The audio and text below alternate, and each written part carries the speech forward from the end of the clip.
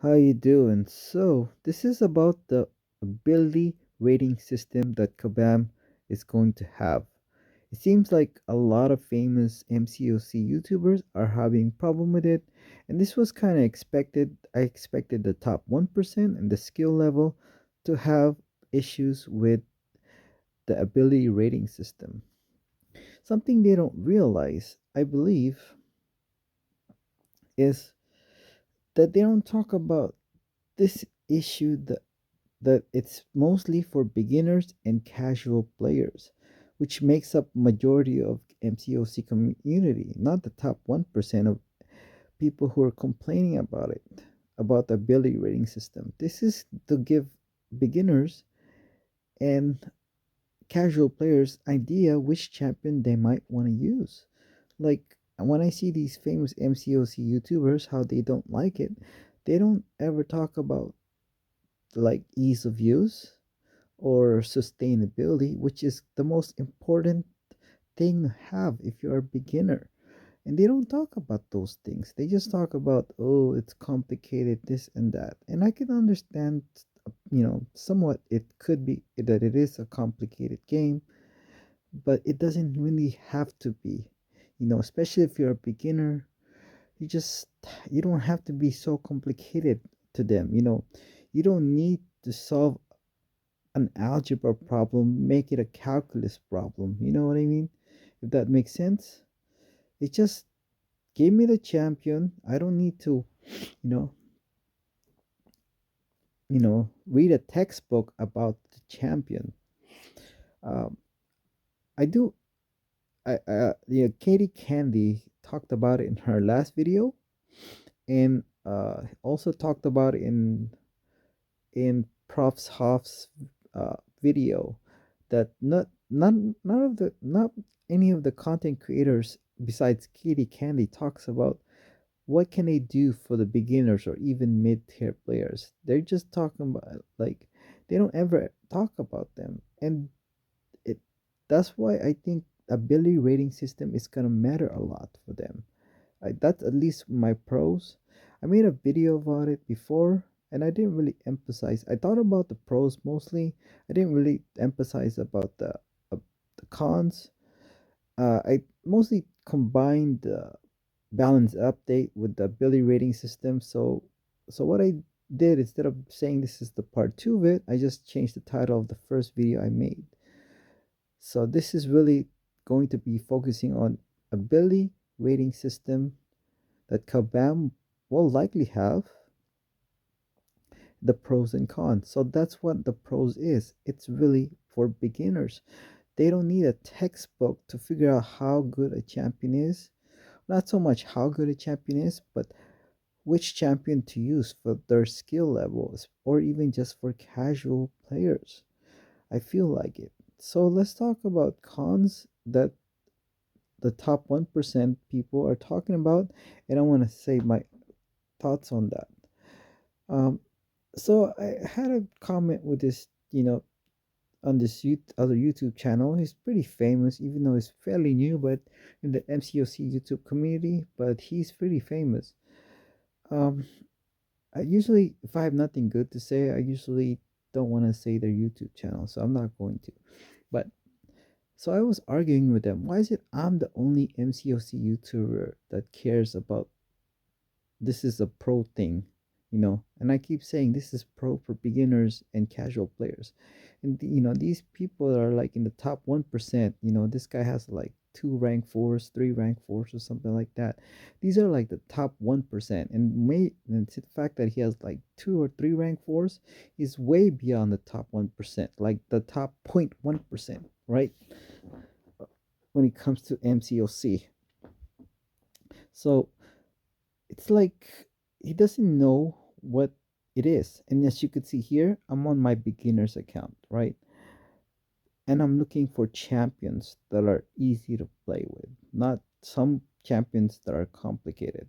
So, and then he did mention about like the game's complicated, and I understand that like the meta of the game is always changing. I understand that. Also, just something I want to remind you guys is if you don't like anything on this video, please write in the comment section below what you don't like about the video. I'm pretty disappointed they got rid of the dislike button, so I don't know if people dislike my video or not. So if you don't like the video, just comment below why you don't like the video. That's all. So so this guy, he has an argument like the meta of the game is changing, this and that, and I understand that. Um that Blade is a good example of that. Nowadays, let's just not okay. Like talk about nowadays. When you look at who's the best champion in the game, you're gonna say Diablo, uh, Ghost, Quake, Kitty Pride, any of those champions, right? It's not unanimous. Before there was Blade. This was like 4 years ago. When you say who's the best champion in the game, you would say it's Blade, and it was unanimous. There was no there was no argument about that. And now, since the meta of game always change, he's almost irrelevant. But back then, he, if you had to go with Kabam's rating system now, he would probably get a 20. And no champion in the game right now has a 20 as far as, all fives in all four categories. And I can understand that, the meta game does change, so this makes it complicated to adjust how a person is damage, utility, ease of use, and sustainability. But I do say that I made an argument that ease of use and sustainability it's going to be set in stone. You know, when you look at Blade, it's a good example of it. He was, when it comes to sustainability, he was a five back then. He might not be a five now because you have these monsters like Diablo and King Root that are more sustainable than Blade. But back then he was a five for sure in sustainability, or now you could say he's a four, but he's pretty much the same.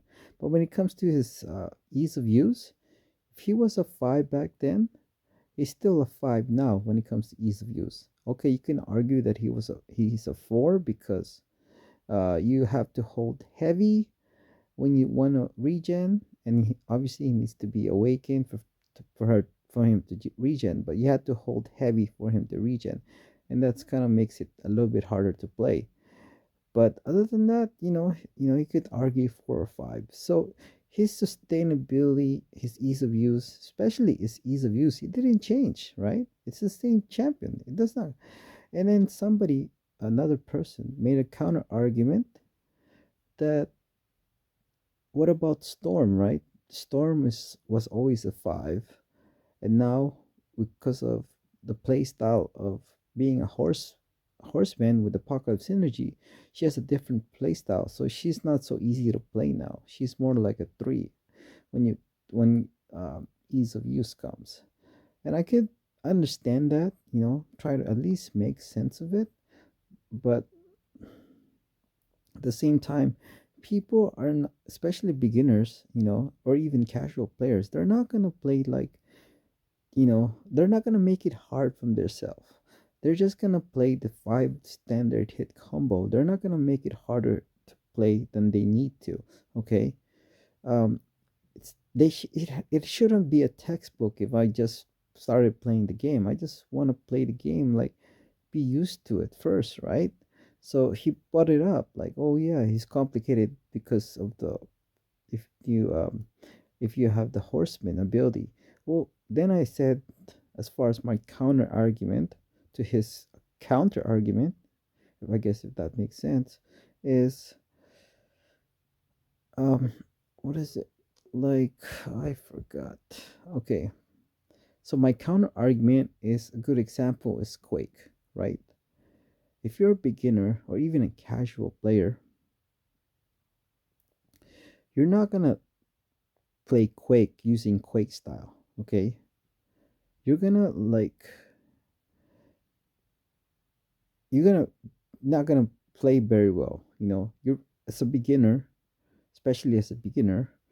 Um, you're probably gonna do better just doing your standard 5 hit combo than playing Quake style. Because face it, you're not gonna learn how to Quake, you know, within like 1 day.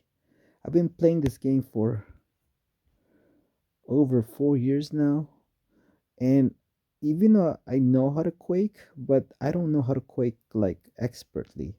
The reason why is because I just don't like the playstyle and I don't want to put the time in it. So when you ask a beginner this ability to play like that Quake style, it's not gonna be like, oh, I'm gonna learn how to Quake. No, right? They're gonna probably gonna mess up, of course. They're gonna be better at like doing a 5 hit combo. You know what I mean? When you use Quake. So that's my counter argument. So I think when it's kind of like for beginners and even casual players, is you just want to make it simple for them. You don't want to make it hard for them. And Katie Candy, he mentioned that in her last video, as well as in Frop's video, that beginners shouldn't have to read a textbook to know how to use a champion. It should be easy. Okay, yes, I told the other guy too, as far as my counter argument is every champion can be played optimally, right? But it's just like as a beginner, you just want to play the basics first. You got to get the basics down, block, I mean, parry, you know, 5 hit combo, maybe Dex as part of like a beginner's move, if you can learn how to Dex as a beginner. So those are basics that they need to learn first before they can learn to do the more complex ability.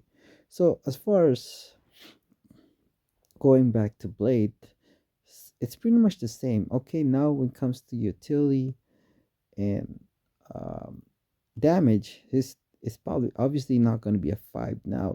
It went down because of the way the meta of the game changed. So what they could have done is update the game every year, right?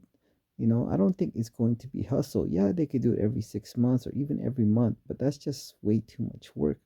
I mean, if they can just update the ability rating every year, it's probably going to be obviously mostly utility and damage from each champion. That's going to be useful. I think I still believe stand with my that uh, ability rating system is going to be a pro for beginners and even casual players. I still stand by that. And I still will be making videos on it. So what do you guys think about ability rating system? Do you like it? Is it gonna make it more complicated or it's not gonna be very accurate? That could be misleading to you. I don't know. What do you guys think about the ability rating system? Thank you.